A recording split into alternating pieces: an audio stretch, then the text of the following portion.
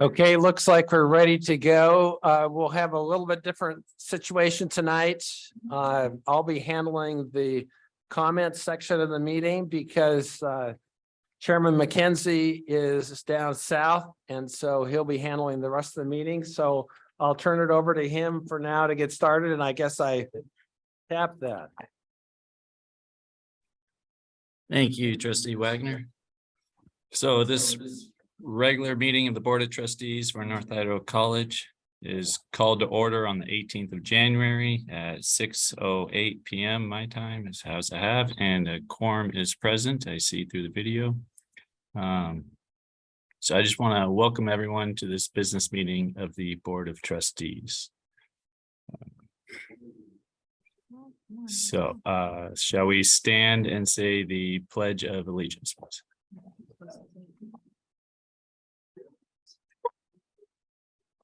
I pledge allegiance to the flag of the United States, to the republic for which it stands, one nation under God, indivisible, with liberty and justice for all. Thank you.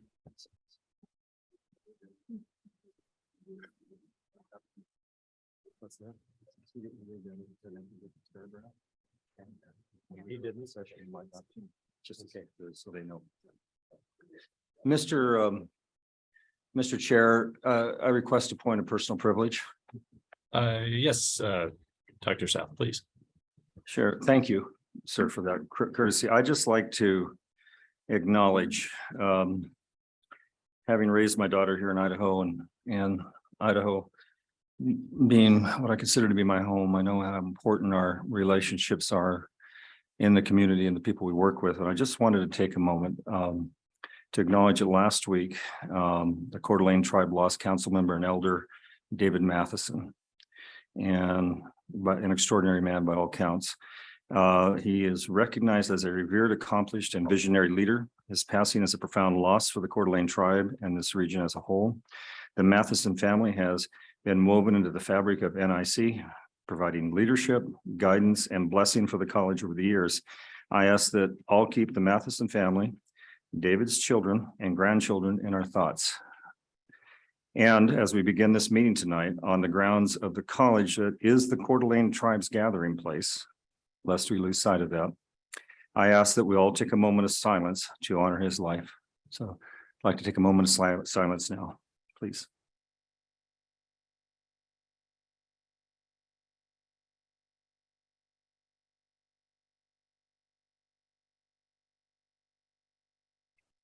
Thank you.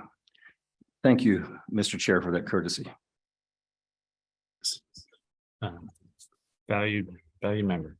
I wish to remind everyone this is a business meeting of the North Idaho Board of Trustees and that the public is invited to watch our business meeting. Public comment is allowed at the discretion of the board chair in accordance with board policy 2.01.03. And public comment is limited to matters that are posted on this evening's monthly board meeting agenda. Individuals who desire to be heard on the agenda on an agenda item have signed up and listed the specific agenda items they will be speaking to. So if you wish to share comments with the board but not speak at tonight's meeting, you may always feel free to send an email to the board's email at board@nic.edu. All 5 trustees do receive your email. All public comment must be made in a respectful and civil manner. Personnel items may not be discussed or commented on. That's personnel items.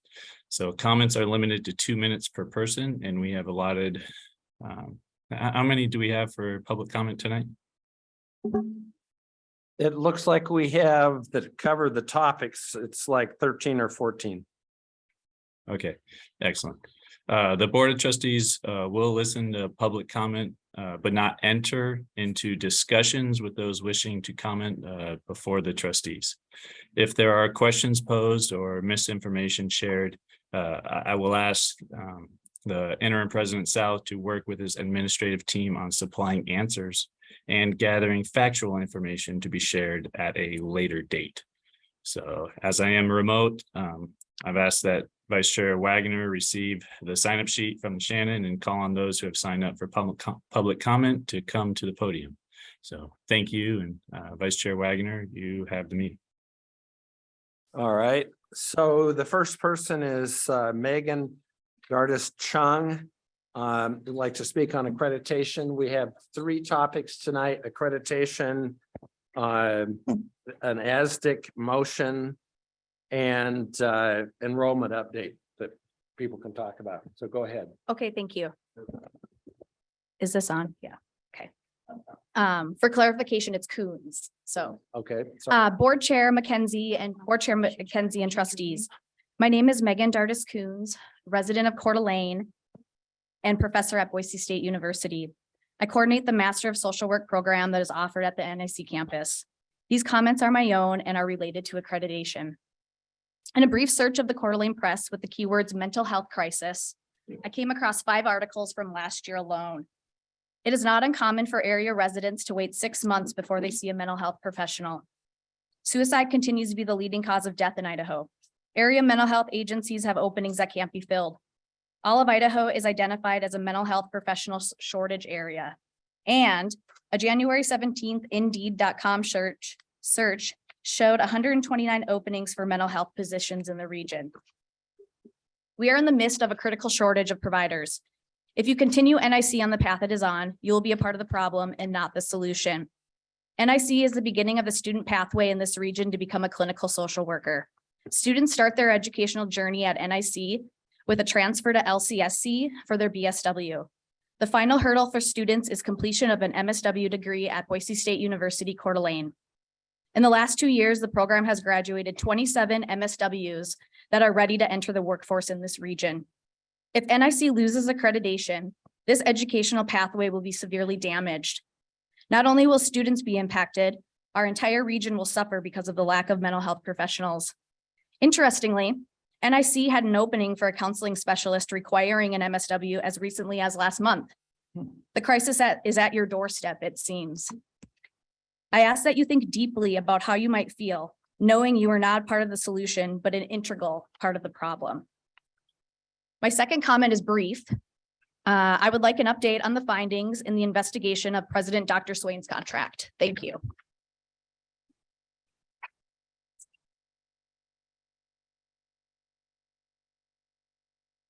okay, thank you. Amanda Lenart talking about accreditation.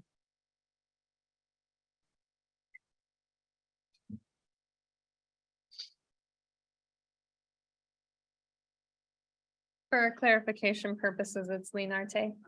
Okay, My name is Amanda and I'm a proud 2019 NIC graduate and 2020 LCSC graduate with a Bachelor's of Science in Nursing, currently serving our community as a home health nurse. Speaking of serving our community, I'd like to draw attention to the Board of Trustees policy section 3, which is Standards of Good Practice Code of Ethics, which states, in support of effective community college governance, the Board of Trustees believes, number 1, that it derives its authority from and is accountable to the community and that it must always act as an advocate on behalf of the entire community, honestly debate issues that affect it, and speak with one voice once a decision or policy is made. What about your individual actions as chair have advocated for this entire community? Is it not true that your specific individual actions of chair have caused the college to be at risk for losing accreditation? Namely, firing one president who has since sued and won, and placing another on leave, just to name a couple from the growing list of your unethical actions that have directly put our treasured community college at risk. Of many concerns with the college losing accreditation, I'd like to know your specific plan for addressing the growing nursing shortage that would undoubtedly be exacerbated should NIC and therefore its nursing program lose accreditation. I'd also like to know your specific plan for reconciling the community relationships your actions' ripple effects have already had on education opportunity, namely the STEM Academy withdrawing its longstanding partnership with NIC and the other high schools that are likely to follow suit. Lastly, I'd like to know your specific plan for the college when it loses its accreditation, because at this point, it would seem ulterior motive is the only motive. So allow me to say this to you again. Shame on you. I forfeit the rest of my time. Thank you.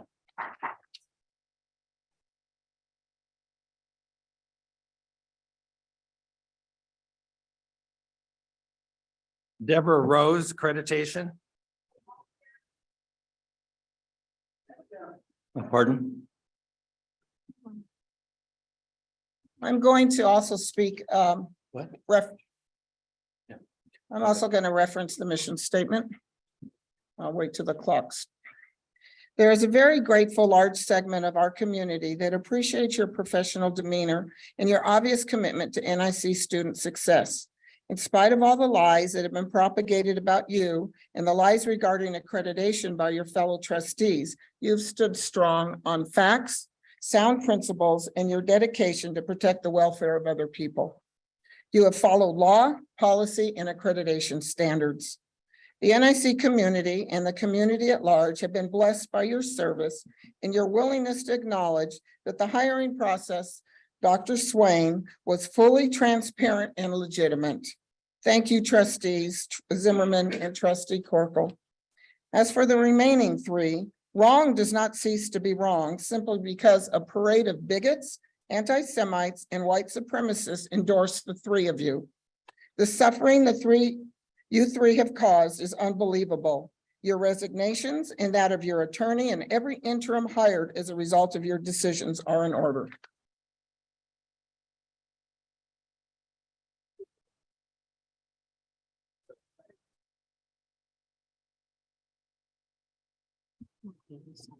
Okay, I have Laura Tennyson, but I don't have a. I'm speaking on accreditation. Okay, accreditation. Okay, thank you. Thank you for allowing me to stand before you here this evening. I had a lot of trouble coming up with what I was going to talk about at the meeting tonight. And I think the reason why is because the board majority won't listen anyway. So instead, I'm going to ask one question. Who in this room disagrees with the actions of Banducci, McKenzie, and Wagner on the NIC Board of Trustees? The people have spoken.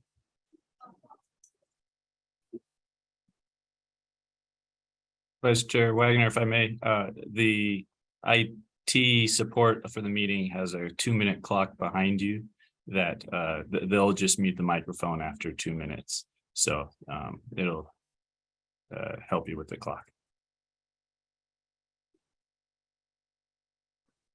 Yeah.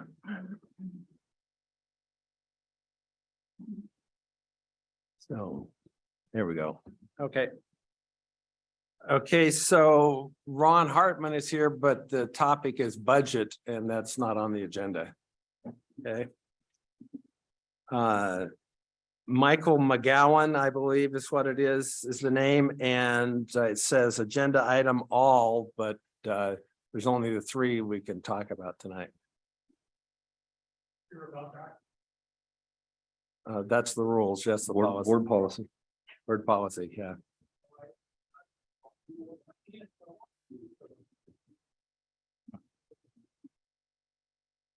Russ McCain, accreditation. Thank you.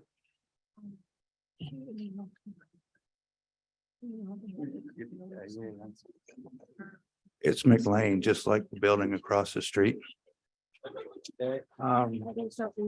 I come to talk, well, really wanted to see the dream team here. This is it's pathetic. And you really do. In the newspaper, you look KGB, you look KGB in real life as well. I want you to know that. This accreditation, I want it settled. I want it settled now. You work on it tonight, you get your stuff together, you get it together, you get it done. You're screwing with the kids and it ain't right. Just get it done. Do it tonight.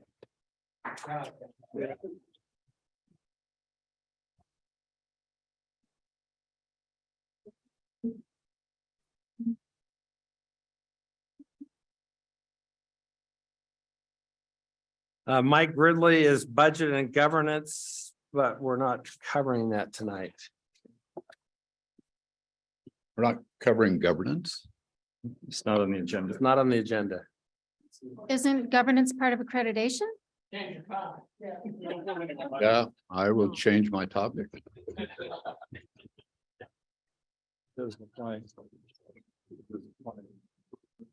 Has to apply to a board agenda, that's board policy. Right, yeah, it has to apply to board policy, our board agenda. We have three items, budget, or excuse me, The agenda, accreditation, enrollment, and the ASNIC proposal.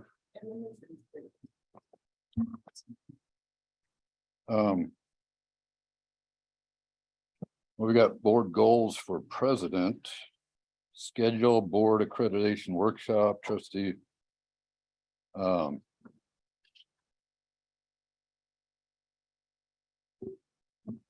I can speak to the ASNIC appointment too. So my name is Mike Gridley.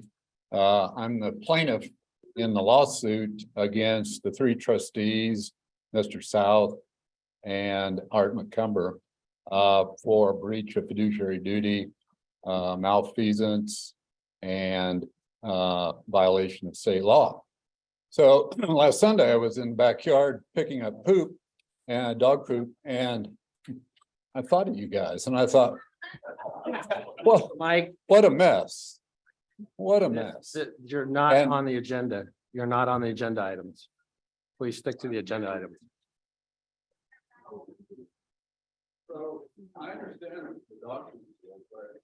And now you're over 2 minutes. No, he's not. He still has a minute. What? Still has 1 minute. 1 minute? Okay, go ahead. He was allowed you to violate state law. And now you've hired Mr. South, someone who has been here before, and you know that, someone who has been here before and left because of lack of performance. And Mr. Gridley, please address your topics to something on the agenda rather than making just a wide ranging critic. the budget and my tax dollars are always on your agenda. And your inappropriate spending. of I that think we need to part mute of this your mic and governance. move to the Cut next it one. off. Cut it off.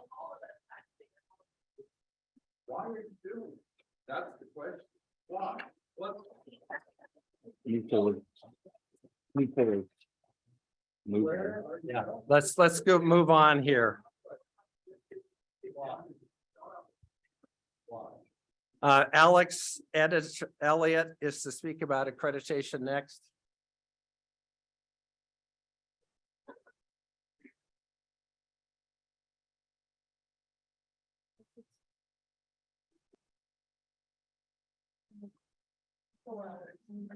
The actions of certain members of this board have been negatively impacting my mental health.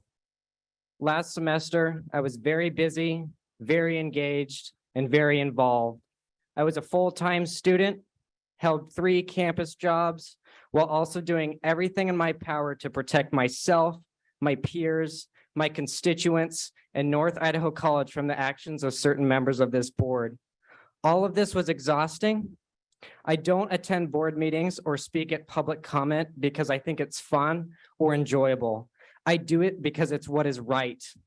The easiest thing to do is to assume that the board, as a group of what should be trusted adults, handle the college's business. As a student, I shouldn't have to stay religiously informed about the action of my college's board of trustees. However, in this case, I must. I am not comfortable with doing nothing. I cannot let certain members of this board destroy North Idaho College. The misconduct of certain members of this board affects everybody. I always walk away from board meetings feeling defeated, exhausted, and with a sense of heaviness lingering over me. Why is this? I think the answer is pretty simple. I love North Idaho College, and I love the people who make up the college. NIC has provided me with so many opportunities to learn, love, grow, and most importantly. Yeah, thank you. Doesn't matter. It's not on the topic. Thank you, Alex, for sharing your thoughts and your feelings. You appreciate it very much.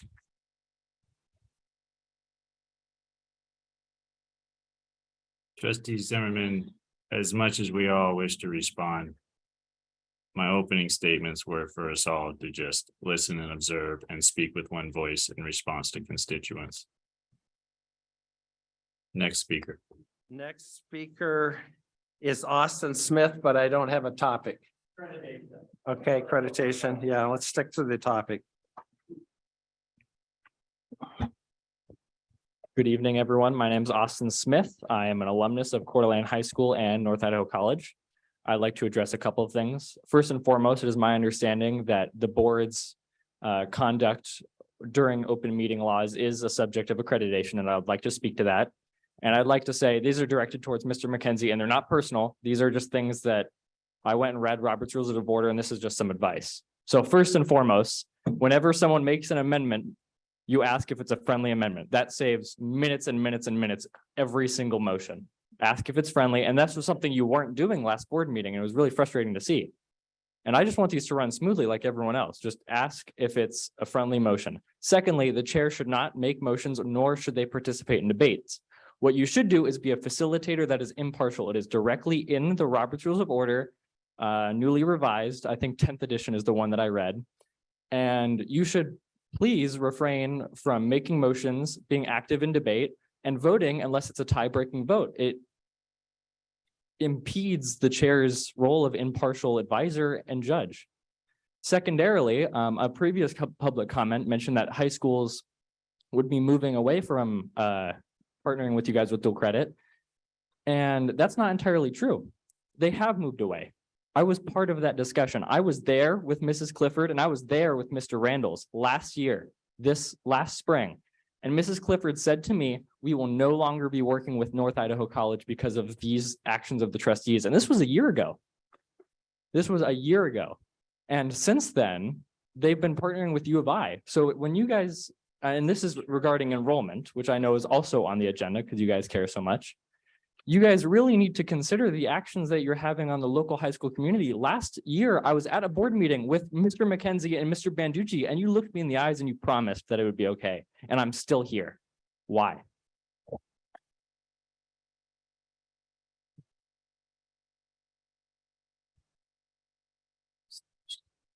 Robert Shepler, accreditation.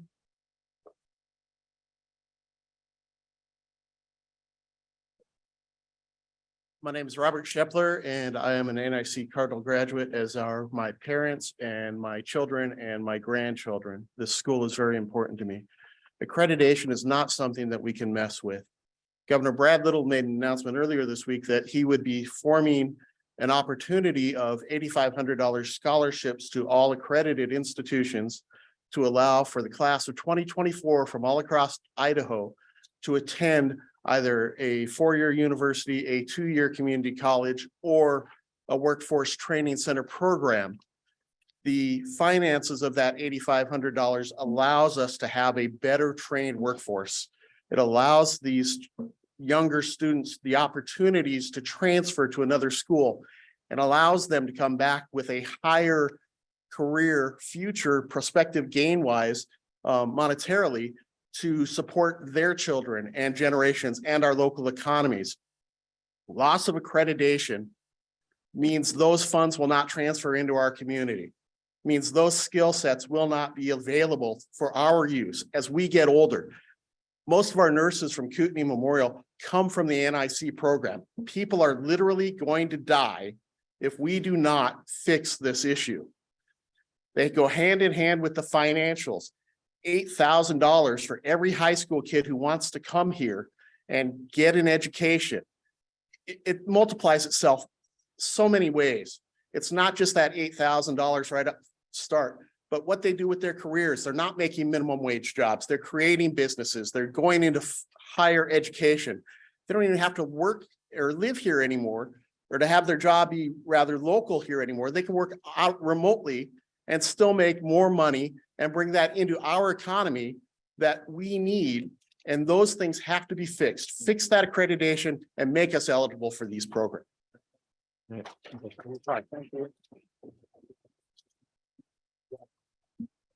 Damian Maxwell is next, but it's governance. What is your topic? Is he here? He's our Senate President, right, yeah.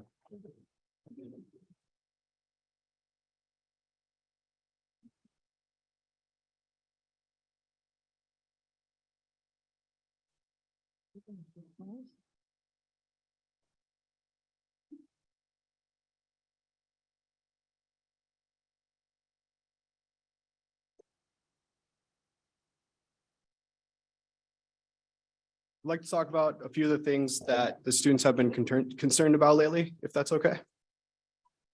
Well, but, okay. Okay. So I, as well as many other students, are Wait, disappointed with the decisions before, made. before you start, is this your president's report or public comment? Because Public comment. public comments have to stick to agenda items for everybody, consistent rules. I'll save it later.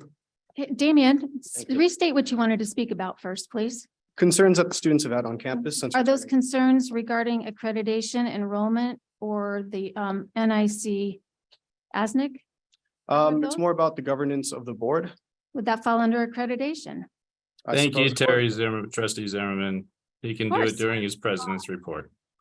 Yeah, we'll handle it. Consistent rules for everybody. Yeah. That's our goal. Okay.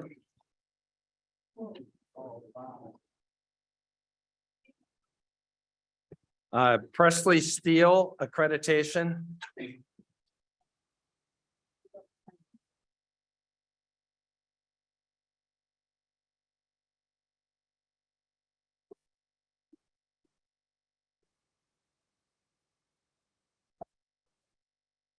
Oh, why did I move it?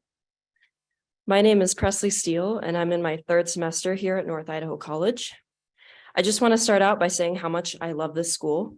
It's such an incredible community, and I have met some of the best people here. It has also given me the means to explore my interests. Seriously, what other school in this area will take you backcountry skiing on a random Friday morning with all the equipment provided? And getting to live next to the beach and learning how to paddleboard and sail. So I am begging you, the Board of Trustees, namely Mike Wagoner, Greg McKenzie, and Todd Banducci, to please not let all of our money and hard work go to waste by letting us lose our accreditation. After attending the meetings with our new interim president, it is becoming abundantly clear that in your current trajectory, something's got to give. And from hearing the staff and faculty perspective on things, they are getting the brunt of it, as well as us students. The choices of our board affects us at all levels, and right now nobody is winning. If the board was really student-centered, you would not be making choices such as putting President Swain on administrative leave and illegally hiring a real estate lawyer as an attorney for the school because he has funded all of your campaigns. This college is the heart of this community, and we as the community are paying to make education accessible, not to be paying 2 presidents' salaries at once. Your actions are hurting us all, as well as the reputation of this school, and we are counting on you to make it right. Thank you.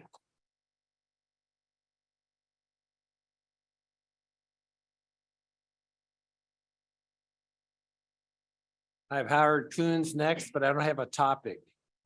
In the same manner that some other people talked about the board activities that involve accreditation.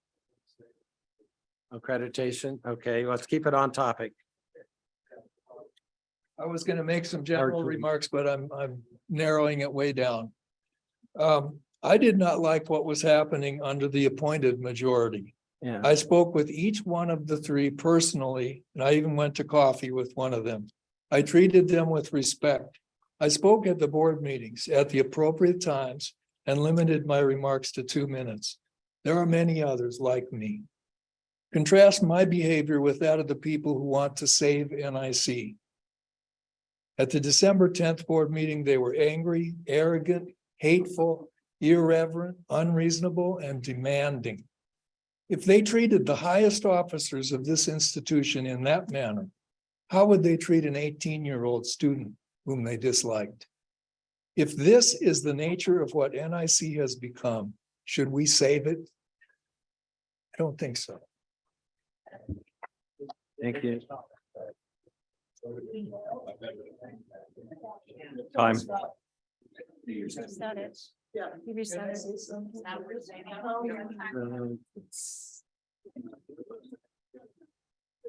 Anthony Overholt, accreditation.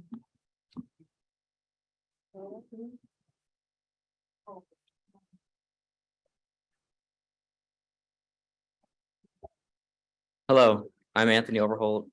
I'm a sophomore here at North Idaho College. I just wish that you would listen to what these good people are saying. You've blatantly broken laws and guidelines to do as you wish. The actions and decisions you have made are ruining this college. You're either acting with pure evil intent or completely delusional. You need to listen to the plea of the students, not whatever misguided agenda you have been following. I know these students have something that they are trying not to lose, and they're trying to tell you what they need. And that's your job to do that for them.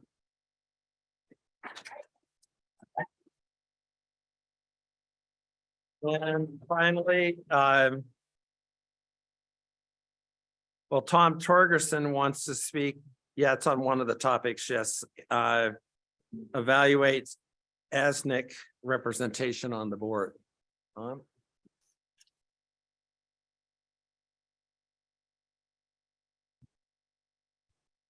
My name's Tom Torgerson. I was born and raised here in 1966 at 1018 Front.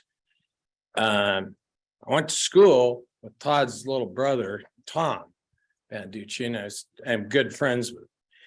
And I will tell you that with regards to representation of standing, I'm just disgusted. And I hate to say that. And I am deadly serious. At the Schuler Auditorium, when I spoke, I asked one simple question. What is your end game? And I want to know the answer. And Greg, you're an innocent victim. And I would have taken your job too for the kind of dough you're getting paid. Sir, if you're not going to stick on your agenda topic, we're going to cut your mic. Well, you can check my mic, but I'll All keep right, talking. shut it off. Next person, please. Yep, that's the end of the comments. So Okay. next topic, Greg. Thank you. Constituent report. And Going to constituent reports. yeah, and As- Mr. Chair, if I may, Yes, Dr. South. but it has to be submitted before. He did submit it, and you told him no, but you told others. No, yes. but he wasn't on topic at that time. It's up to you folks. I have no think dog in we're the fight. Rules up as you go. But did you hear what I said? Let him speak. I said it's fine Just by, be respectful of him and let him speak.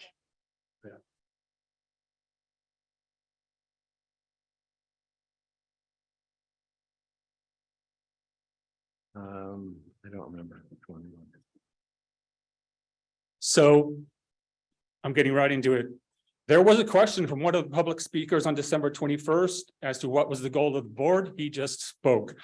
From what followed, I gathered that many thought that the goal should be the good of the college. That's fine as far as it goes, but it begs another question, which is what then is this good of the college? We can take for granted that every school has as its base purpose to educate. The good of the college then is whatever helps it to do that well. But there remains one other question, which is who decides what is going to be taught? Now, NIC is a community college. NIC belongs to the community called Kootenai County. Because Kootenai taxpayers pay the bills. The good of the college then is that it teach in conformity to the values of this community. Now, the taxpayers have their say in this through the Board of Trustees elected by the voters / taxpayers. That way we can have taxation with representation, a core value of the country. The voters have spoken quite clearly in recent elections, including this last one, even with the fraudulent political advertising that occurred. We have a majority of conservatives on the board. But some anti-democratic special interests don't seem to give a hopping hoot and Hades about the community. I say to these people that by means of this last election, we have already given our vote of no confidence to your vote.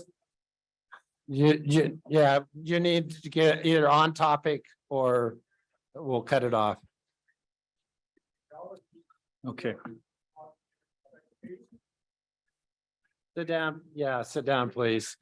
We treat everybody the same. Okay. So, Mr. Chair, if I may, I wanted to let you know that we had the Senate representative is out ill, so he won't have a report tonight, but I just received a note that he's out ill. Thank you. We will, Neil Doyle, okay. Will the ASNIC, Damian Maxwell, please return to the microphone? We made it. For constituent reports.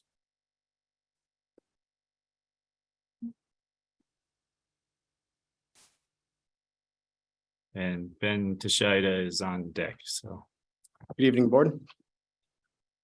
So constituency report, we put in a application or a foundation grant application for outdoor seating, which we unfortunately were not able to get. So we'll be moving on with other projects here. One thing I want to point out is the ASNIC success wall. We've added something to the wall out there talking about the success stories and what ASNIC has been able to accomplish. We went through at our previous meeting and went through all the committees to find out which committees were still active in meeting, as well as get people onto different committees so ASNIC can have reputation across the college. Finally, one thing that we've been working on is academic best practice. And so we want to create sort of a mock interview where students can watch a video where ASNIC senators sort of ask department chairs and division chairs questions like, what do I do with professor who's being difficult? Or what do I do if I feel like I'm being untreated fairly or treated unfairly by a professor and that kind of thing. So that's what we've been working on.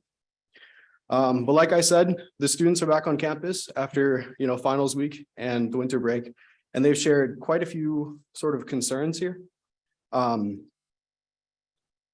So let's see. One of the big concerns was some of the social media posts that have surfaced by Art McAmer. I wish those would be addressed because students are feeling unsafe with those comments around. Let's see. Also, there was a couple of concerning things on Wagoner's platform that have students worrying, so I wish that would be addressed. Let's see. We're also wondering if the board is going to acknowledge any of the votes of no confidence passed by staff, faculty, and students. Those were passed and it sounds like nothing really came of it and it didn't seem to affect the board. So we would like to hear how that's impacted you or how you guys are going to change because of that. Finally, if you're going to harass students, leave. Board, I'm pretty disappointed that these individuals have not been removed. If you want to continue to conduct your business like this, you can take your business elsewhere because that kind of behavior is not welcome in my student union building. Thank you.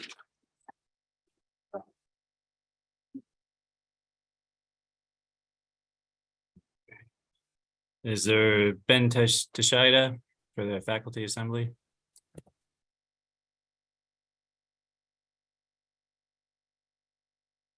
And nothing good. Next, go ahead. Thank you.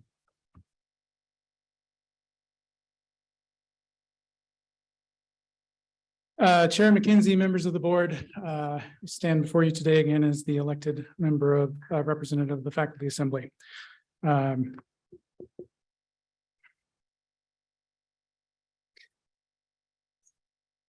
It's difficult to know what to address following up with the students tonight.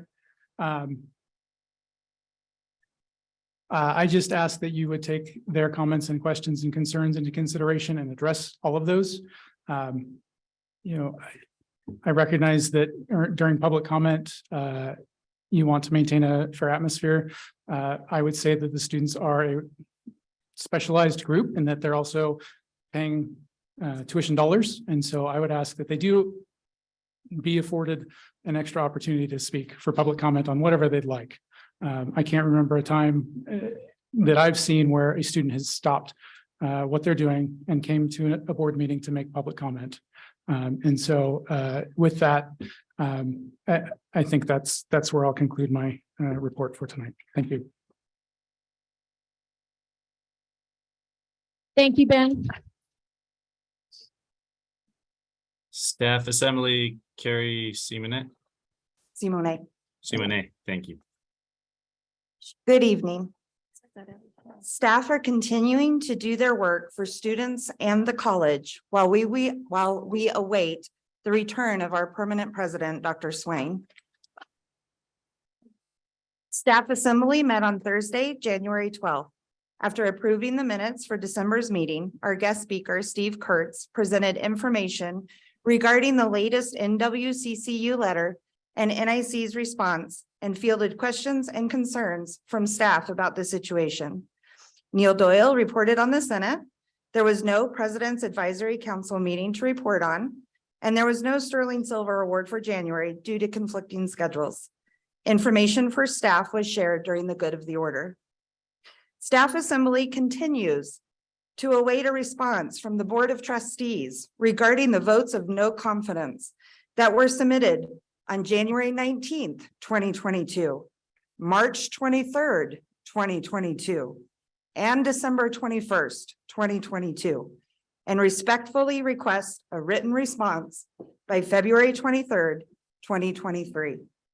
Staff will continue to provide the amazing service they have always provided to students, faculty, and coworkers while we are in this time of uncertainty. Thank you.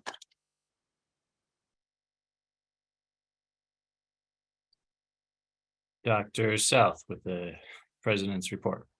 Oh, thank you. I was in the middle of my note taking. I appreciate the impassioned appeals tonight. I'm new here and I'm in the process of learning, and I appreciate everybody's comments and learning as we go here. But when the board representatives reached out to me about this position, as I was thinking about it, I was happy in what I was doing. And as I was thinking about it, I started recalling the outstanding faculty, staff, the employees here at the school that I've encountered before. You folks need to take stock in what we have here. We have an outstanding group of faculty and staff. We have some accreditation issues, which we'll get into later, but the reality is when you get those issues, it's usually something like instruction, student services, or budget and finance. We have none of those problems. We're in excellent shape in those areas. And that's a testament to the good work that's been done by the people here. So as they were speaking with me, I wasn't sure what I was thinking, but I was thinking, well, if I did that, what would be needed as an interim with no ambitions for more? And I started thinking three things came to mind. One, need somebody to come in as an interim and help try to bring the temperature down. And two, try to get everybody working together. The people internally work real well together, but as we can see here, we need to get everybody working together. And three, we don't always have to agree, but we have to get everybody working together. And then the third thing is ensure the school's accreditation. And we'll visit about that here in a minute. Steve Kurtz will provide an update since that's a very important current topic, and he's the accreditation liaison officer with the Accrediting Commission. And we met with them this morning. I want to get right after things as soon as we can. I've just been here a week or two. And I'll let Steve address that when we get there. But the first couple of weeks, I've had a lot of community outreach, been out to a lot of organizations. It'll take a while to get around to everything because there's a lot going on in this wonderful little community. Those of you who don't know, I taught my daughter how to swim on the beach on the south side of the college here. And she is a second generation Vandal. And so this is home. And my doctorate degree is from the University of Idaho. But so we're getting around trying to meet as many people as you can, want to hear concerns. I have attended both the Coeur d'Alene Regional Chamber of Commerce breakfast as well as the Post Falls Chamber luncheon. And everything else has been coming up in between that I can get out to. But met with briefly with high school principals and ADs that were here for a meeting, had good dialogue and assured them that we're going to be getting out to them in their areas to visit about what their concerns are. We want to consider our partnerships and I know a couple of you mentioned dual credit. We want to ensure that that continues and grows. And so we'll be getting after that. I've been meeting with, and the team, which I'll talk about later, we've been meeting with all the senior staff here. We want individually so we can get their confidential perspectives on what is going well, what we need to work on. We're doing a lot of looking and listening. We're not coming in like, I'm the savior or whoever to come in and everything's going to be wonderful. But I believe we can move it forward and leave it in a better place. And so that's what I'm trying to do. I want to thank Ben Tashida. I never get your name right. How do I say it? Tashida, thank you. I want to thank him for the good dialogue that we had and taking the time to visit with me my very second day, I think, here. And then let's see, I was in the governor's state of the state planning session when they were going to be talking about education with the other presidents, and we visited and had some input into what he was trying to do and his state of the state address. I attended that the next day. And then the presidential leadership council at the state level. I've had 2 meetings with them already. I'm getting to know the other college presidents in the state. I knew a couple of them, but reacquainting those and getting to know the rest of them and the concerns that are going on in the state. But also in that first goal I have, trying to bring down the temperature. First thing we have to do is I'm not young enough or arrogant enough to walk in and say, I've got the solutions. But I think you do. And we have to look and listen and hear what the concerns are. I heard a lot of wonderful concerns today, this evening, and more that we can expand on. So my staff and I, we've had 3 on campuses listening sessions where we're not trying to offer solutions. We want to hear what everybody's angst and concern is and ferret out the real issues that we can help with. We did 2 of those last week. We're doing 2 this week. 1 we did yesterday at the Parker Center so that those folks can make sure that they're included. I think sometimes they feel like they're not. And then we're going out to the Workforce Training Center tomorrow. And these are employee meetings. They're not town halls. They're employee meetings where we can sit down and listen and hear their concerns in an environment that they feel safe in. And then, and we'll continue that for a while. And then we'll start trying to work together to build things forward.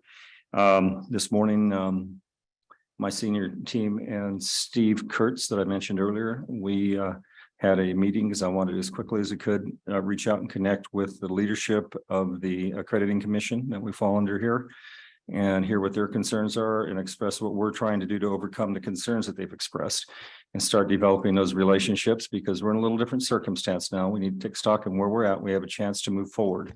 It's a very serious circumstance, but it can be solved. But it takes all of us. And that second point, I said, working together. And that means we're going to have to say, you know, I got to figure out how to do that or we won't get through the accrediting process. I can't do it. It takes all of us together. And so next week, I'll be down in Boise a lot. If you try to find me, I won't be here, but I always tell people my door is always open. It may be open, but I won't be here because me and the team from the school with the legislative cycle will be down at the higher ed week in the legislature next week, lobbying for resources for the school and representing and trying to see if we can improve that circumstance here at the school. And Laura, where's Laura? Could you give us a few highlights on that? Because she's helping to organize anything. Do you folks all know Laura? She's our, what's the title? It's a long title that I always mess up. Good evening, sir, trustees Thank you. and key stakeholders. I'm Laura Rumpler, the Chief Communications and Government Relations Officer here at North Idaho College. And as I have already shared with you trustees in some preliminary emails, we are starting to put together a very full schedule for you as we head down to Higher Education Week, which is a traditional week during the state legislative session. We will be heading down to Boise and I will be finalizing and sharing with you by the end of this week, the full itinerary, just a couple of key highlights so people have a level of understanding of the work we do here up in North Idaho to go down and advocate for North Idaho College at the Capitol when we do this on an annual basis. And it's a privilege and honor to serve this institution and to be there with key leadership and our trustees next week in Boise. So of course, we present, Dr. South will be presenting with the other community college presidents at the Higher Education Committee. These are the germane committees, both on the House and the Senate side.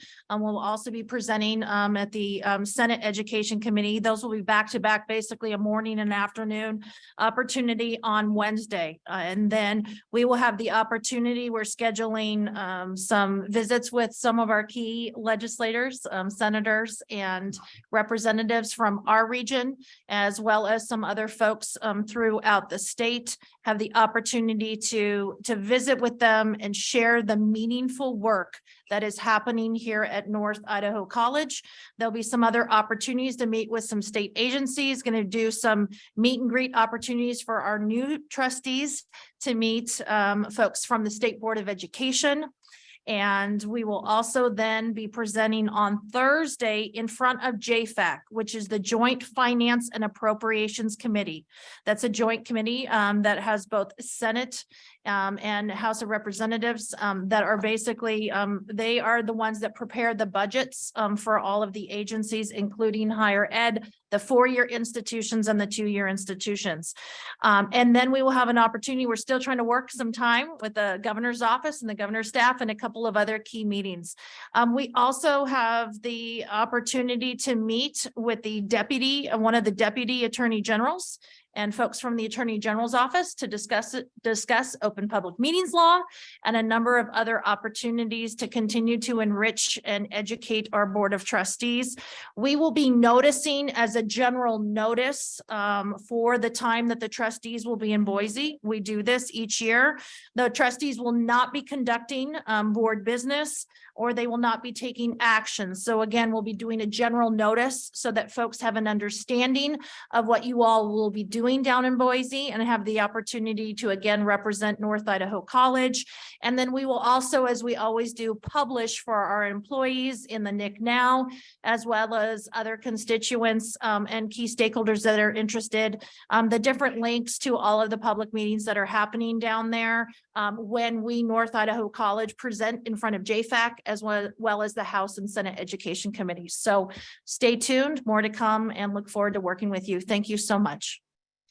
Thank you, Laura. And so I think you can see we have a full plate next week, representing the college and trying to get the story out about the good work happening here.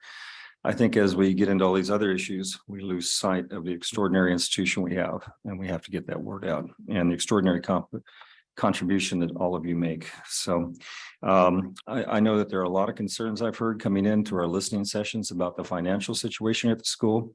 And like I said, it's not an accreditation issue. We've actually received commendation for that. But I asked Vice President Sarah Garcia for Budget and Finance to maybe provide you folks an update of where we're at financially. So that might help answer some questions and concerns.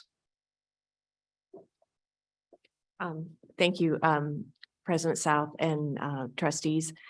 As I have stated in some of our meetings we've had internally, at this time, we don't have any intention or plan. I don't have any intention or plan to reduce budgets that have already been set for this fiscal year.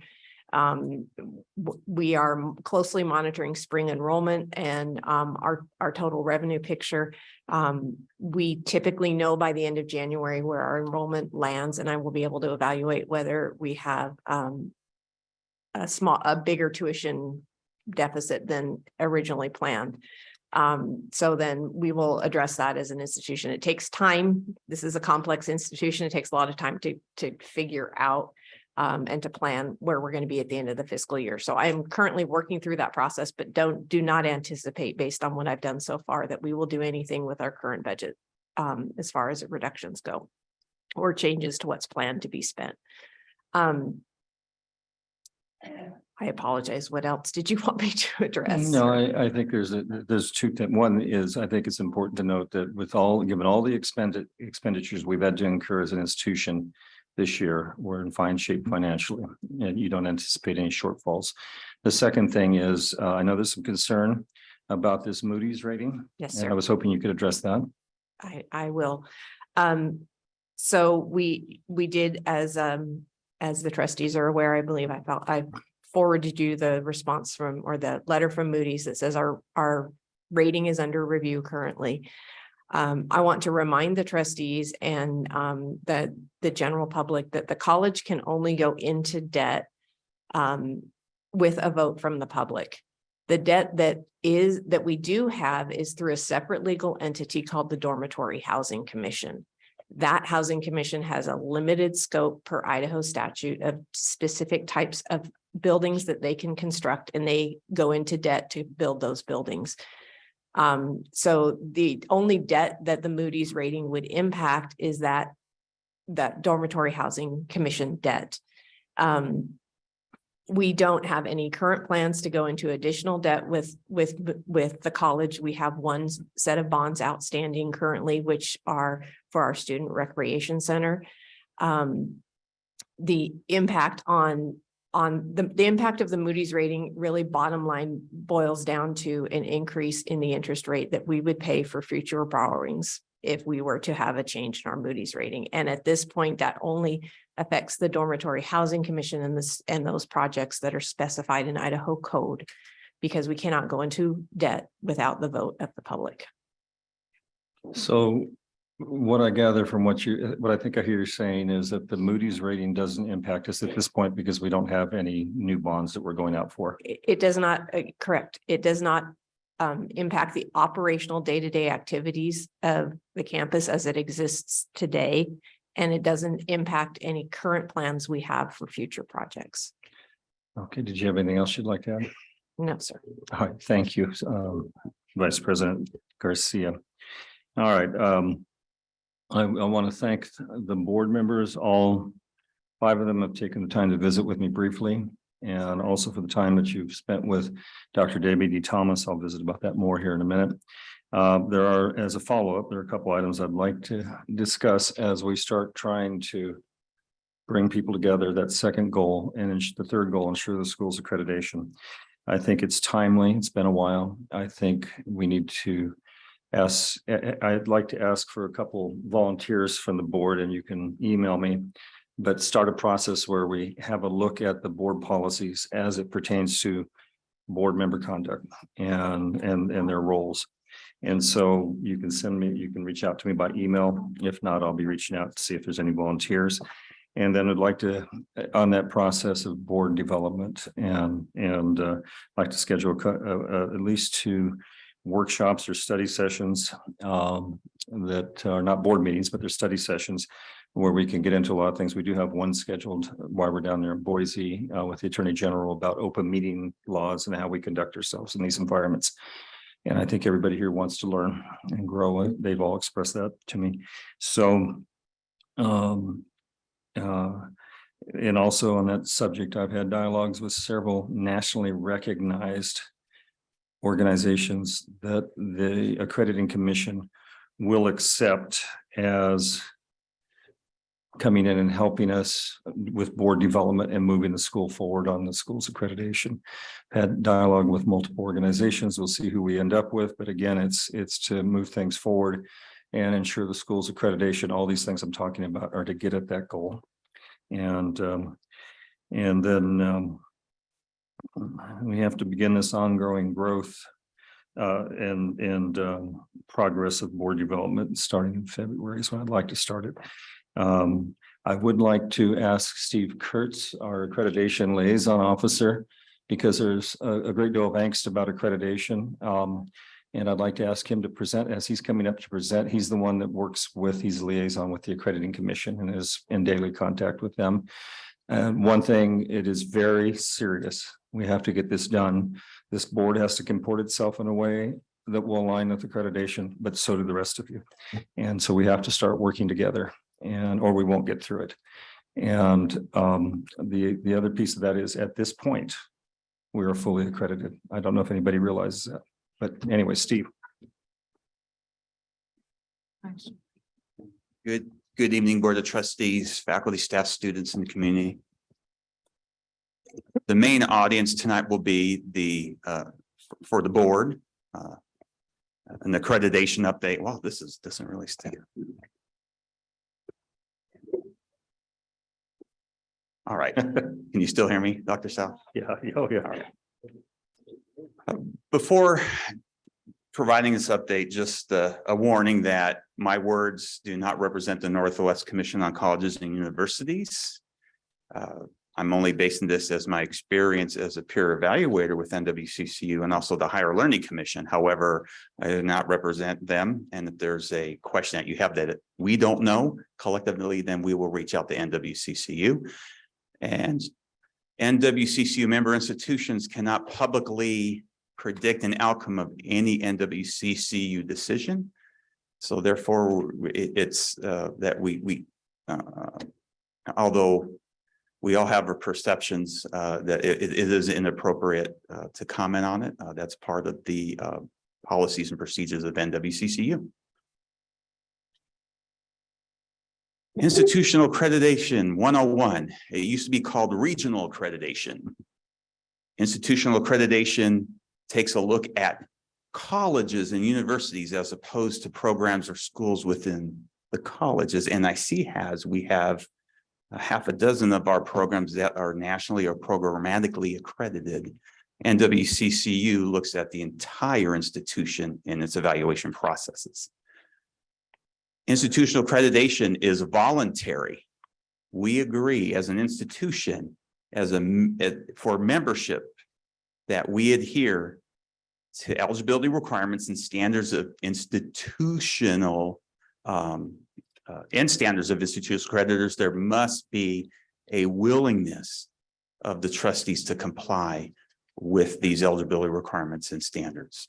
Institutional accreditation is responsible for student eligibility for financial aid programs, also a transfer of credit to other institutional credit institutions.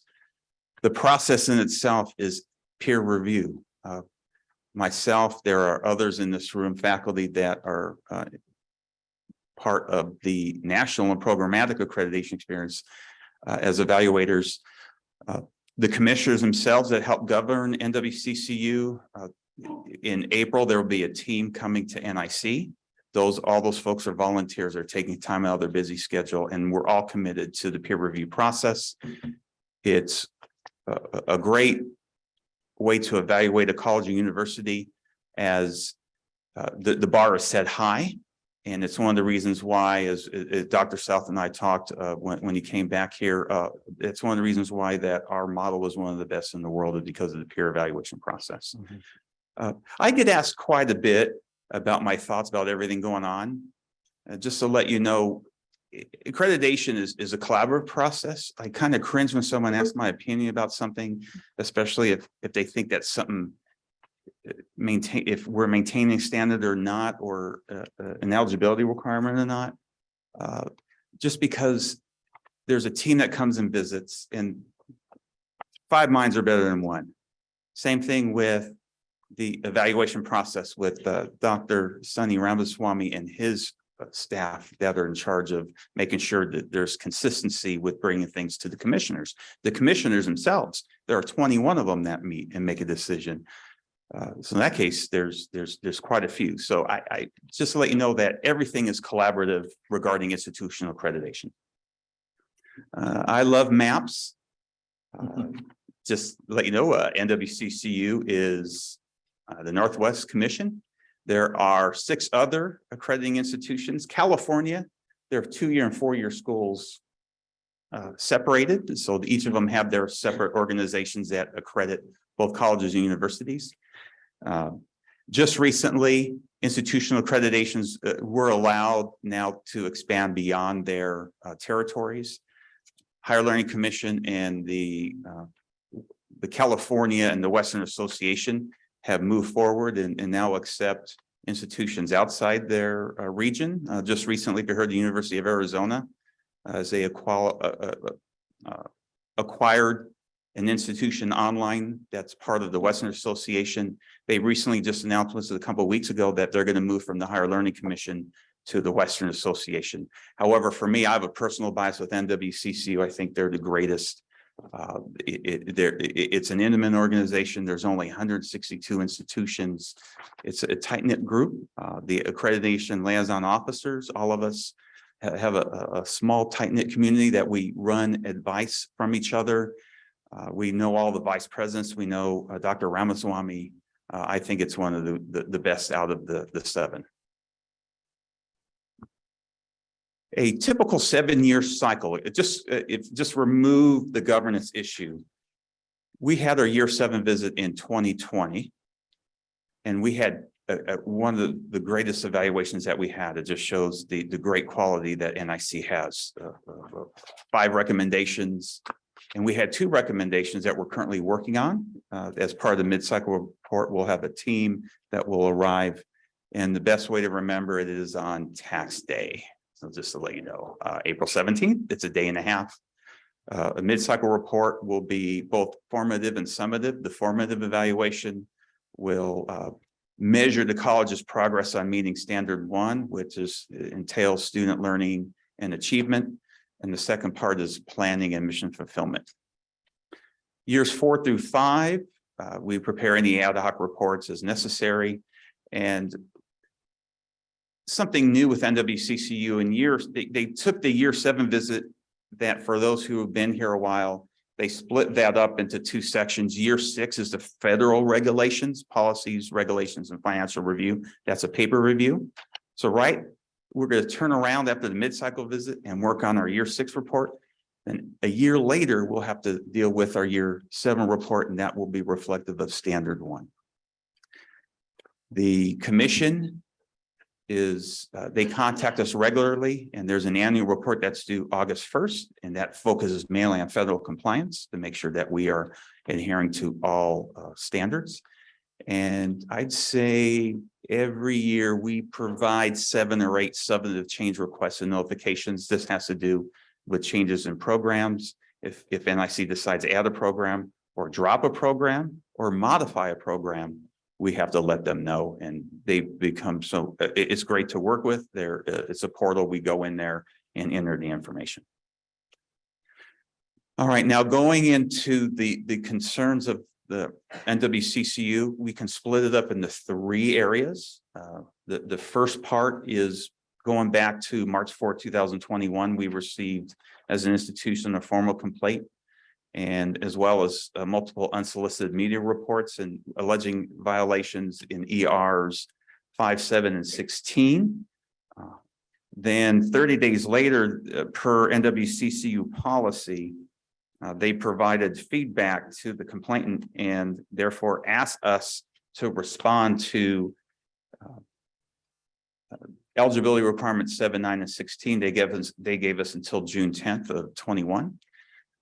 We did so, and at that time, the board did have a statement to readdress roles related to the administration as part of the response. And then on July 16th, we received an action letter requesting an ad hoc report on governance, mainly with roles and responsibilities and the sufficient autonomy to fulfill our mission, and also as a way to monitor the progress on the board's statement. The second part of the monitoring, and this is very subjective, it's just looking at it slices. On November 1st, there was another complaint filed and supplemental information received by NWCC alleging violations of 2 different standards. After 30 days, they gave us notification on December 1st that there was a special evaluation visit in January alleging compliance with 6 ERs and 6 standards. There was a team that came virtually and met with us for a day and a half. There was, of course, our response to the report and the hearing with the NWCC Executive Committee. And that's when there was the issuance of the letter April 1st of 2022, where there was a sanction of a warning with a request of an ad hoc report due March 4th, 2023. There was two recommendations, 2 requirements, heightened monitoring, ad hoc reports after every board meeting, and ad hoc reports for our enrollment on census. And then most recently now, we received our letter on December 17th. They expressed concerns of recent board decisions, and we had to respond to 6 ERs and 9 standards by January 4th. They didn't really give us much time, nor there was much to write about because there wasn't specifics in the letter. And now we're awaiting our response from NWCCU. The common theme is the 3 areas: role definition, role acceptance from trustees, sufficient autonomy to fulfill mission, and ethical behavior. We're on heightened monitoring, and we have submitted 13 reports since April 1st of 2022. Going back to the NWCCU letter of December 17th, the concerns from NWCCU is the recent and subsequent public actions of the trustees appear to place the institution at rest for being out of compliance with a number of NWCCU ERs and standards. And we had to write how the institution is not out of compliance with the 6 eligibility requirements and 9 standards. Met with Dr. South and focused on 3 areas. The first one, the response, if he hadn't had a chance to read it, we looked at the 8 recommendations from the administration prior to the meeting towards the end of December, and wrote the actions of the trustees during the December 21st, 2022 meeting as referenced with the appropriate standard of concern. And in order to fill in the hole, so to speak, we took all the standards and eligibility requirements and filled it in with other information to show compliance with NWCCU. And the 3rd section was other pertinent information that they needed to know, especially that a lot of the good things that the college does with teaching and learning, the documentation of student learning, and mission fulfillment. Think of the college response as a roadmap. The recent letter is a very serious communication from NWCCU. Our recommendation is the board actions and behavior must immediately demonstrate compliance with NWCCU standards and ERs. Right now, as Dr. South mentioned, there's moving forward with board development, and those areas, which I'll go over in a minute, will focus on best practices in community college governance, demonstrating an improvement of ethical and business-like conduct, including the proper use of authority. A goal that we would like to see is to assist the trustees building mutual respect with each other, members of the faculty, staff, and administration, and the public. And just for something that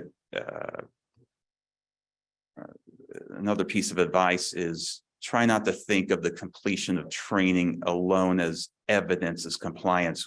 Trustees must provide evidence for the role of understanding their roles as well as accepting their roles. So the behavior of the board will, we need to provide evidence to show the commission. So don't think of it as checking the box activities. Right? We need to have evidence.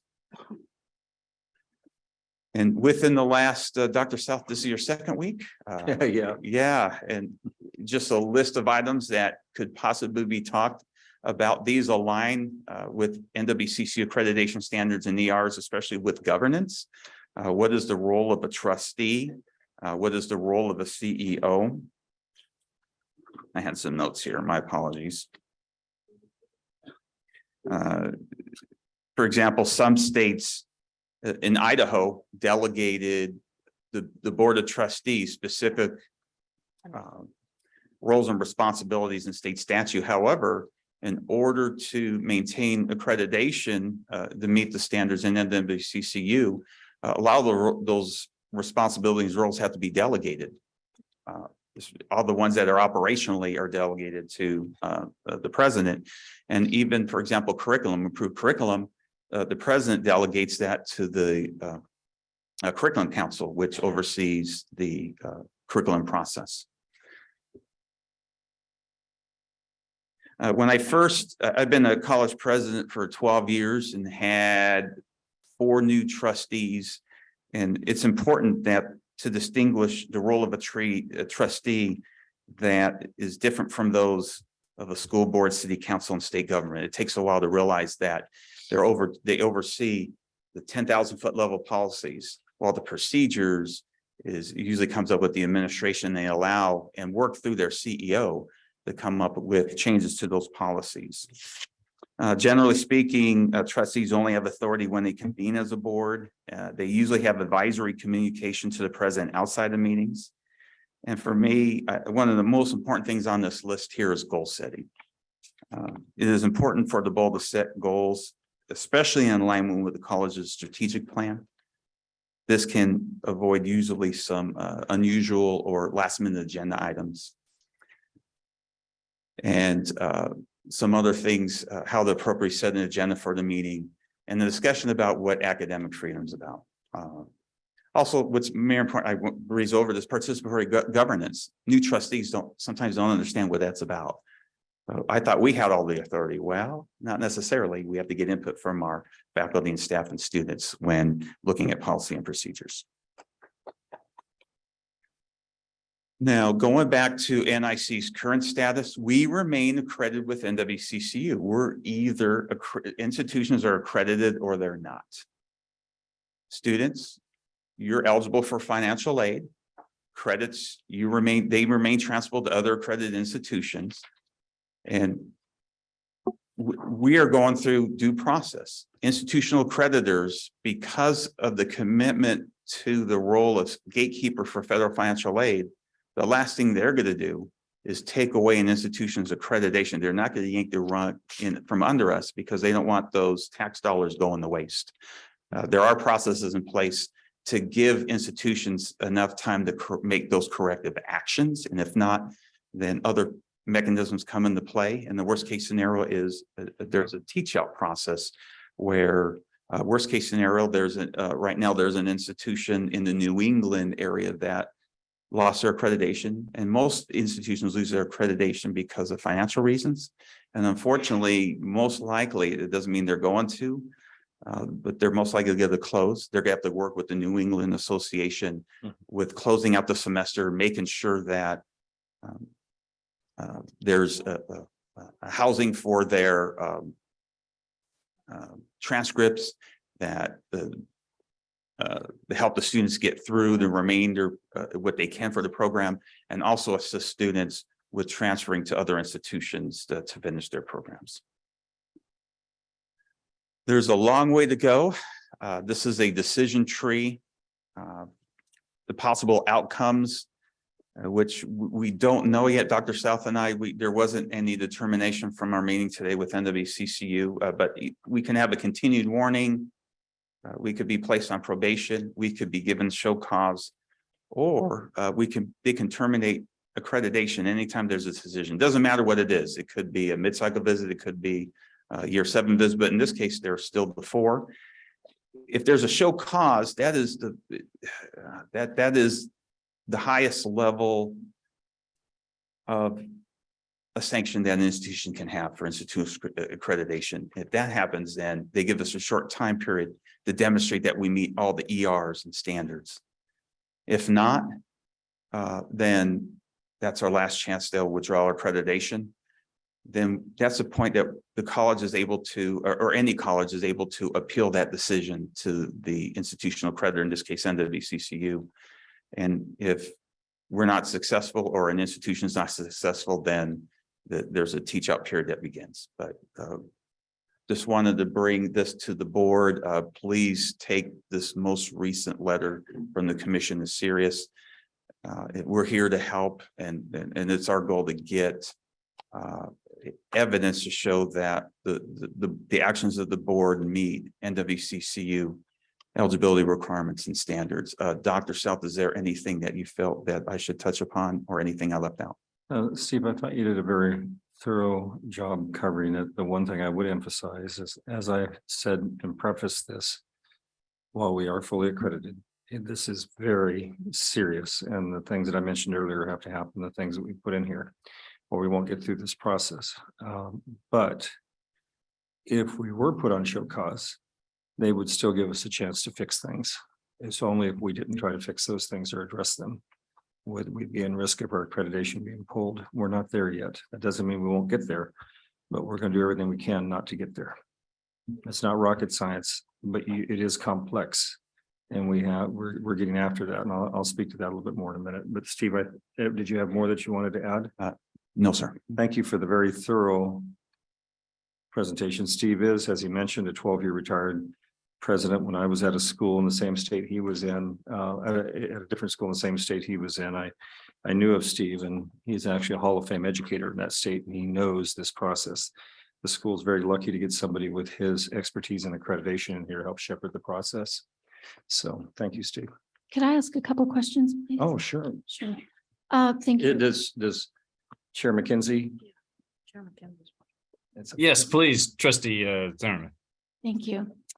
As I understand the process, Stephen, thank you for helping me understand it in advance. If the college loses its accreditation, or goes to show cause, I should say, the process is then, of course, we work to try to regain that and to get back in good standing. But I hear a lot, and I just want to make sure that I understand it correctly. We have to get back into good graces with the NWCCU. We cannot choose another organization. Is that correct? Chair McKenzie, Trustee Zimmerman, that is correct. There's 2 reasons why. One is no other institutional accreditation agency will allow us to apply while we have a sanction. And the second, I believe that the State Board of Ed, we're locked into NWCCU. We're limited to that institutional accreditation agency. Okay, thank you. You're welcome. Chairman, I have a quick question. Trustee Corkle. When does the commission meet again? Chair McKenzie, Trustee Corkle, I believe it's the 25th of January through the 27th. That's next week. Yes, sir. Okay, are we going to be a topic? So if I may, Steve, sir, one of the things, because I want to be as proactive as we can with this. When I first got here, I requested that we try to get on their agenda for their meeting. We were not. In our dialogue with them this morning, they're going to try to get us on the agenda, but it won't be for the first day, possibly the third day. But they already had a full agenda, but I requested that my first day here, so we want to be proactive and demonstrate to them that we're doing everything we can to get through this process. Thank you. Any other questions from the board? Sure.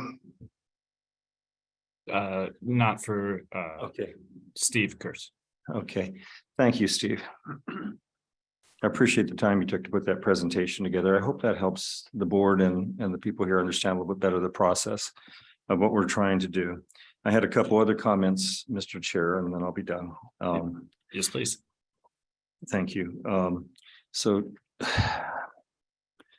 I can't stress enough the importance of this accreditation issue. So when I was considering doing this, and I thought about those three important things. Remember, the third one is ensuring the school's accreditation, right? And during my interim, that's what I'm here to help with. And so if we can do that, we will leave the school on a better foundation for whoever succeeds me. And I have no ambition for more. I'm just here to try to get us through that process right now. And to that end, I thought we really need some heavyweight external perspectives that the accrediting commission will recognize to help us with that. So I brought in a small team with me of people that are well recognized, retired college presidents, heavily involved, been very involved with the accrediting commissions, accrediting evaluators like the team that comes here and evaluates us. I've done that at several schools, so have they. And so I'd just like to introduce them to you tonight. One is our interim provost, Dr. Peggy Bradford back here, who is also, she's a retired president and has had a great deal of experience and is well known nationally in the accreditation arenas, but she's also, in addition to be a doctor, having her doctorate degree, she's also a JD on top of that. And then back at the back table back here waving her hand is Dr. Debbie D. Thomas, who probably has the thickest resume of the three of us. And I would put their resumes up against anybody that's ever been president here. She is a heavyweight. Do you folks know in addition to her background, she also is one of the people that the ACCT, the Association of Community College Trustees, hires to come in and help board and board governance issues like we're having here. So I was fortunate to get her to come in for a month with us to help try to jumpstart this for our April meeting to make sure that we're heading in the right path. And she's helping with lots of things. And so anyway, that's our team. I do have one more person that has similar experiences, hasn't been a college president, but has been a senior executive. He's wrapping up his 2-week notice where he was, and he'll be here next week to help with things too. So, but the whole intent is, I can't stress enough, we're here to help. We're not here to displace anybody. We're not here to change anything. During this interim role for us, we just want to try to get everybody working together and ensure the school's accreditation. Beyond that, the rest of it's up to the board and whatever happens after us. So anyway, that's my report, sir. Thank you. Thank you, Dr. South. I'd like to just respond and allow my other trustees a chance to respond too. I've got my notes here. I'd just like to affirm publicly that I'm committed to do everything that I can personally do to demonstrate to all of you and WCCU that this board is governing this institution within the standards of accreditation and the college's policies and Idaho statutes and with proper ethics, all of it. And I asked my fellow trustees to join me in this commitment, maybe in publicly saying something you're welcome to, and if you can reserve it in the future if you want, or however you wish. A commitment to this institution that we've all agreed to serve when we signed up to be a trustee. So I just like to say that our community is watching I noticed in Steve Kurtz's slide to demonstrate a willingness, and I liked how he italicized that, of the trustees to comply. And it's, I think we have Debbie D. Thomas here, and I really appreciate it's better than even just a 1 day cram session. I've had several conversations with her and it's awesome. And I think it'd be good for each of us maybe to have a subcommittee to just talk about our board governance policies. I think, was it someone said a study session or something? And I think that'd be a good demonstration of that. Yeah, I think Dr. South, right? You were the one who was saying that we could volunteer an email. So I think it'd be good for NIC to just demonstrate maybe even opposing viewpoints to collaborate on that study session, to kind of see it bring both viewpoints to the table to hash it out with Deputy Thomas. And what is any two trustees even willing to volunteer and meet as a kind of a subcommittee about the policies? Sir, if I may, in my presentation, when I addressed that, I didn't want to put any of the board members on spot in public, but I said they're welcome to reach out to me by email, and I will be reaching out to them too. Okay. As you know, board development is one of the key roles of the president. Okay. Well, then we'll leave it at that. Any other trustees have any comments, or should we move to the next consent agenda? We'll move on. Okay, consent agenda. So without objection, the consent agenda shall be approved. We'll give about 5 seconds for any trustees to state there. All right, moving to the consent agenda is approved. So moving to unfinished business, we have some meeting minutes. And so just without further to do, I'm going to make the motion that the minutes are approved as provided. May I have a second? I'll second the motion. Second. All right, we're going to discussion. Yeah, this is after I had a conversations with a couple people on what I wanted to do, and I think it's fine as is. So I'm ready for the vote. All those in favor of approving the minutes, say aye. Aye. Aye. And those opposed, say nay. I hear no votes and nay, so that's 4 votes to approve the in favor. So that's McKenzie, Corkle, Wagner, and Zimmerman. And so the ayes have it. The motion carries. The minutes are approved. So going to new business, the motion for this topic is the motion for an interim president to evaluate ASNIC representation on Board of Trustees. So in conversations with President South, I've talked about, we've discussed how to just empower students. And one of the ideas that came up was giving the ASNIC president a seat at the table of how that works. I know in my trustee training at I think it was March of 2022, I believe it was, some community colleges even have the ASNIC president, their equivalent of it in executive session when even hiring future presidents. And so there's definitely different ways of doing it. And so this is a motion for just to express is not providing an ASNIC representative a seat at the table is not what this motion is, but it's communicating that as a board, we believe inviting ASNIC to our table would improve relationships and representation. So as a board, so we are open to empowering students. And if Dr. South believes that prudent during his evaluation, it's giving him options to evaluate. So I'm going to make the motion, and then we can, if there is a second, then we can take it to discussion, or we can move on. So I motioned for President South to evaluate ASNIC representation on the Board of Trustees. May I have a second?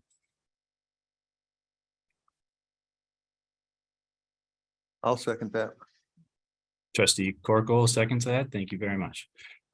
Going to discussion. So like I said, we have to pull together as an institution, and at the highest levels, we have to demonstrate collaboration and mutual understanding.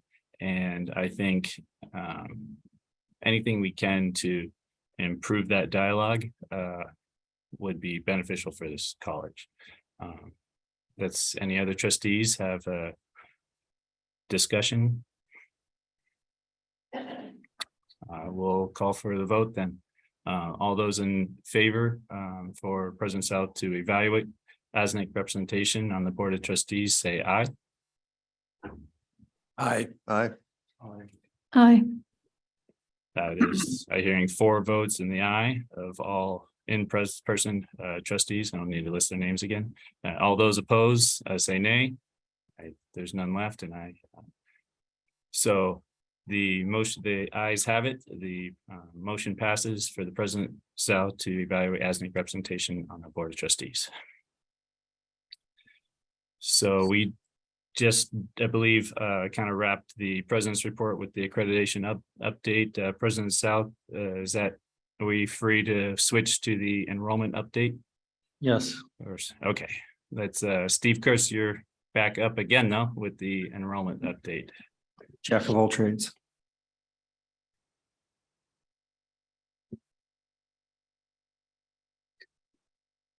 We are now 8 days into the start of the semester. NIC's head count unduplicated is 3588, down 9.21% from a year ago. Credit hour enrollment total is 33,637. That represents a 9.10% decrease from a year ago. My understanding is there's dual credit enrollment still going on until the end of February.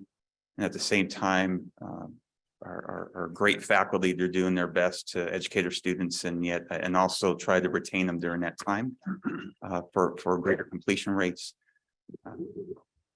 Dr. South asked me just to provide just a trend enrollment for the board to show that over the last 10 years, all community colleges are in the same realm. I think I may have spoken with this several months ago. At the peak in 2012, 2013, NIC once had 6,049 students. And then this represents a fall census, which is October 15th. And the head counts are unduplicated. And as you can see, a lot of our enrollment has shifted from traditional academic to dual credit. As you notice, the yellow has increased over time since 2012 to current. Career and technical enrollment has increased just slightly, but at least it gives you a good idea of what has transpired over the last decade. Dr. South, I hope that meets your expectations. It did. Does that answer your question, sir? Mr. Chair? Yeah, thank you. It's hard for me. I'm going to ask this because I'm remote. The first percentage for career and technical, is that 15%? And the last career and technical, or most recent, is that 11%? Yes, that is correct, Chair McKenzie. 15% of 6,049 in 2013 fall, 2022 fall. CTE is 11% of 4,299. Okay, thank you. That's this. Okay, I think I need to just take another look with our strategic plans with but okay, I don't have any questions. Does any trustees have any fellow trustees have any questions? Trustee McKenzie, this is Trustee Banducci. I have a question for Dr. Trustee Kurtz. Banducci, you're recognized. Thank you. Dr. Kurtz, one of the issues that I've noted over the 10 years I've been a trustee with our career and technical education is the challenge that we seem to have to be able to keep the folks there to finish their programs because industry is coming in and hiring them before they're able to complete. We're getting them some basic training, but they're willing to complete the training and often customize the training in the way that they may want it to be done on their job site or for that particular company or project.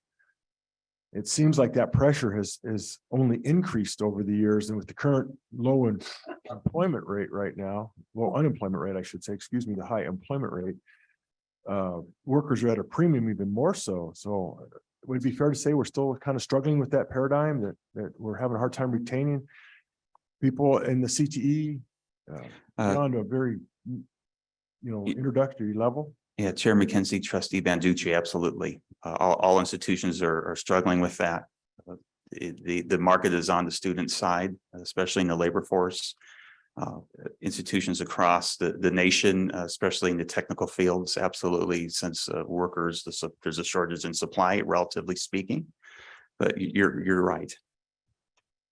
I just want folks to know we've got some amazing programs, and we look at that percentage number having dropped a little bit, but I think it's through no fault of our own. Our people out there, Doug Anderson and the gang, are doing a great job. It's just high demand for what we're producing as quick as we can produce it.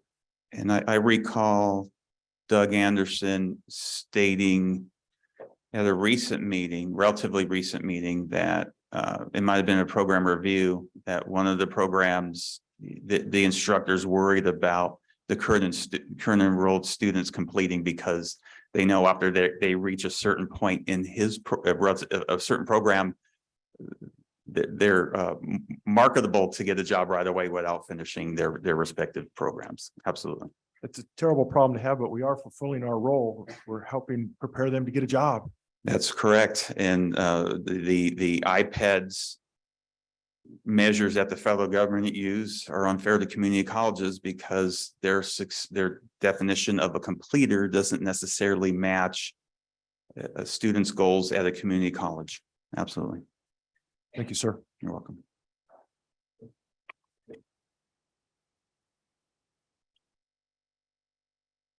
Last chance, fellow trustees, moving to close out of the meetings. Any remarks for the good of the order? I'll just say myself that I look forward to representing NIC at the Capitol next week for Education Week at the Boise. Hearing no other trustees, I'm going to call to say this meeting is adjourned, and please gavel us down, Vice Chair Wagner.